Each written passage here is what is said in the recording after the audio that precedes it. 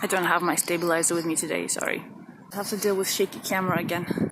Today I wanted to talk about freedom and what it means to be free. Because a lot of people think that being free is kind of defined by either the things you have. Hello, doggy. Hello.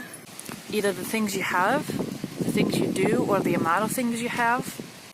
And it may give you definitely an increased feeling of freedom.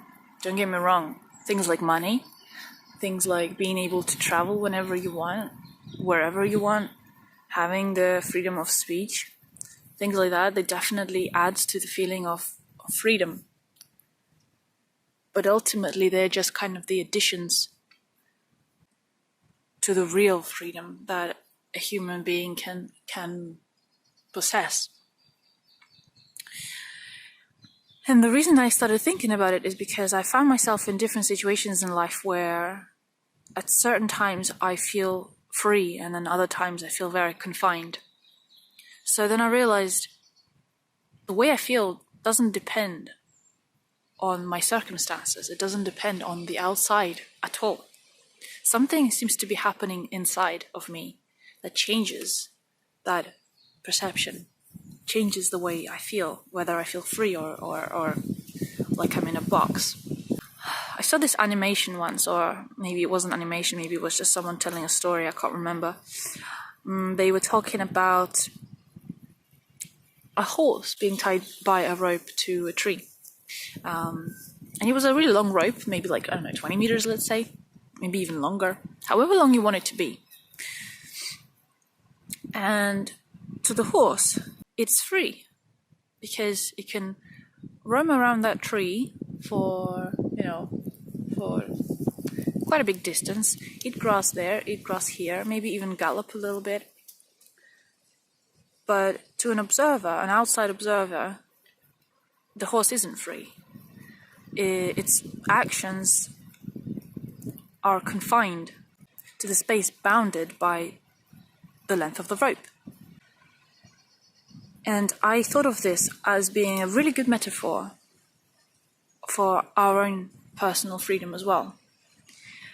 And the thing that the rope stands for here, as a metaphor, is our fears. Our fears are the bounds that determine how far we go in our lives, how much we allow ourselves to do, how much we allow ourselves, full stop.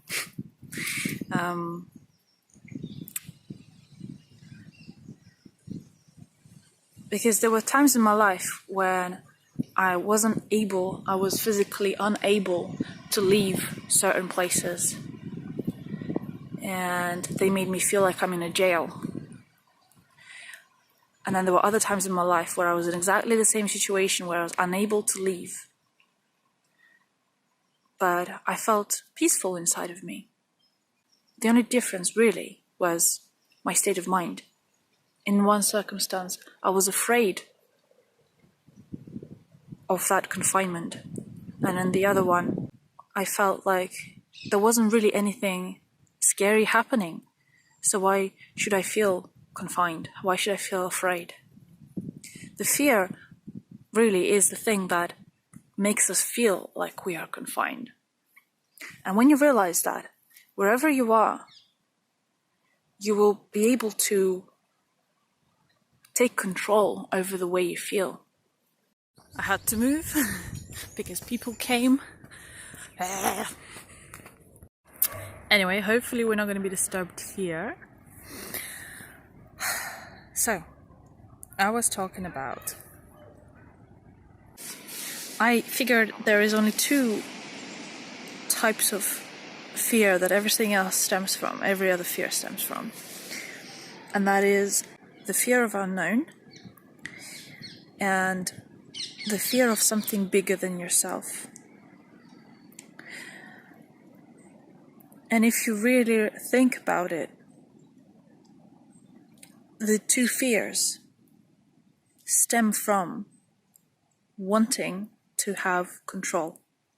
So, for example, You may be scared of losing all your money. The fear of poverty is the fear of unknown, because you don't know how life will be when you don't have the money. If you think about the fear of death, same fear of unknown, and it could be the fear of something bigger than you. So any fear really can be traced back to those two ultimate fears. But if you do find another type of fear that doesn't come under this category, I can guarantee that any fear that you find comes down to one single point, and that is to have control. Now, the beauty of this is that the second you stop trying to control everything, you gain control over your life and you become free.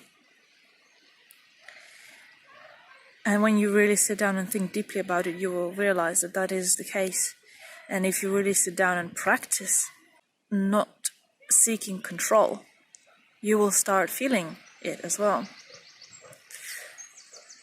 Because the thing is, from one side, when you think that you want to control everything and you try to control everything, that's a lot of pressure. That is a lot of weight on your shoulders. And when you release yourself from that commitment, you become free. You take the chains off of yourself, the chains that you've put up on yourself. Obviously, it's easier said than done. We're still human beings, and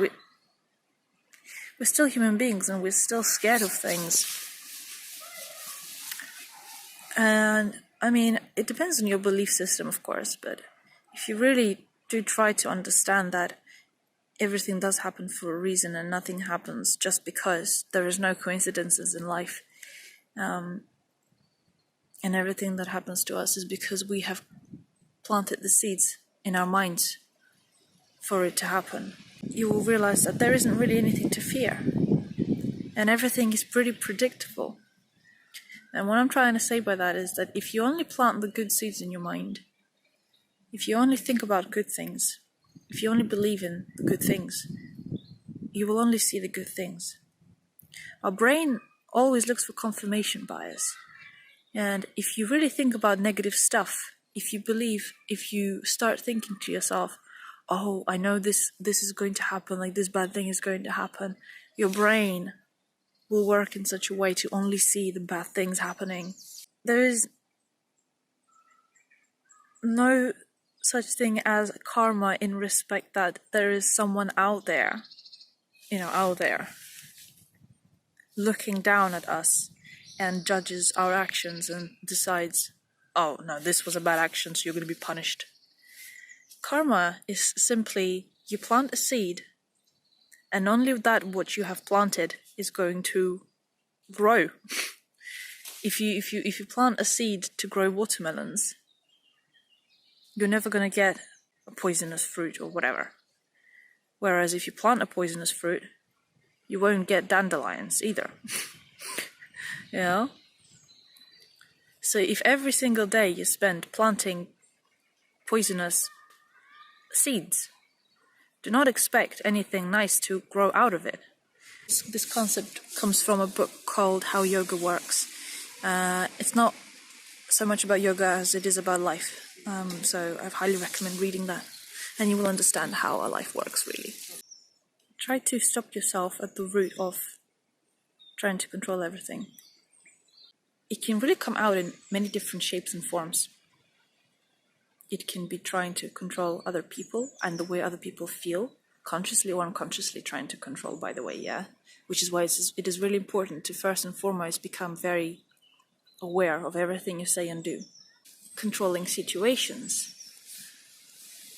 When something is going one way and you don't like it and you try and divert it in the way that you want it to go, even though everything is kind of going the opposite way, let it go. really let it go. In my first video, I spoke about finding the thing that you really want to do, and how if you find the thing that you want to do, the whole of universe will conspire to help you get there. If there is some kind of strong resistance in what you're doing, then maybe you're going the wrong way. Or maybe you're doing it the wrong way. Maybe you're doing something forcefully. Because maybe it can be the case that, when you try and start something, there will be kind of resistance to kind of stop you getting there. But then you have to reconsider the kind of seeds you have planted for yourself. Because very often you might find that when you start a new thing, you yourself may start doubting yourself. And everyone around you will start mirroring that to you. So the only thing that you will get out from the outside is, you're never going to get there.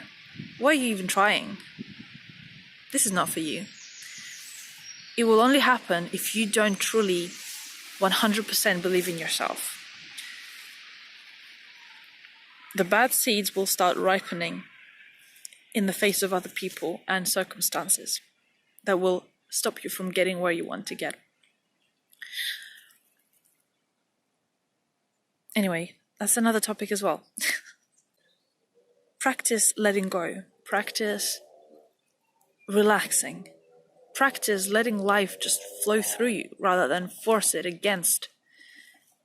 That will help you let go of that wish to have control over everything. Once that's done, you will feel less and less fearful and more free. Okay, I think I'm blabbered enough. I'm gonna go for the rest of my run. It's a beautiful sunny day. Quarantine day, I don't know which one. I don't know how many it's been now.